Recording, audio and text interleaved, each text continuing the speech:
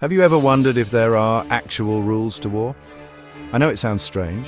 When you picture battlefields, you probably don't imagine soldiers pulling out rule books, but believe it or not, nations have been making agreements about how wars should be fought for centuries. Let's go back in time. The idea of having rules in war isn't new.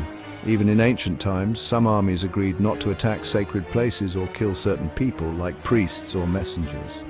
Fast forward to the 19th and 20th centuries, and you'll see these ideas became official in what we now call war agreements or conventions.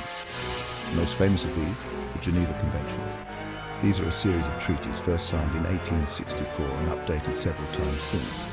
Their main goal is to protect people who aren't fighting, like civilians, doctors, and wounded soldiers. Under the Geneva Conventions, you can't torture prisoners, attack hospitals, or target civilians.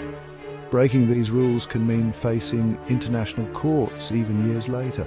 But the Geneva Conventions aren't the only agreements out there. The Hague Conventions, for example, set out rules for how wars are actually fought, like banning certain weapons, protecting cultural monuments, and even how prisoners of war should be treated.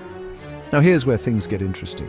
Not every country has followed these rules perfectly. In many conflicts, terrible things still happen. But these agreements matter because they set a standard for the world. If a country breaks the rules, other nations can hold them accountable. It's like having a referee in a game. Maybe not everyone plays fair, but the rules are still there. And it's not just about the big stuff. These agreements even cover things like how to collect the dead after battles or how to mark vehicles that are carrying wounded people.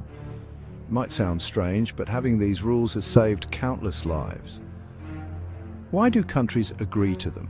Partly it's about protecting their own people if they get captured, but it's also about showing the world that even in war there's room for humanity.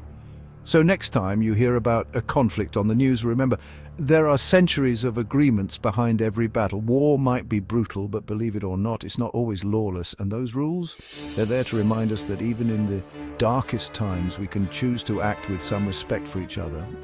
Thanks for tuning in. If you want to dive deeper into the hidden laws of history, stick around for more.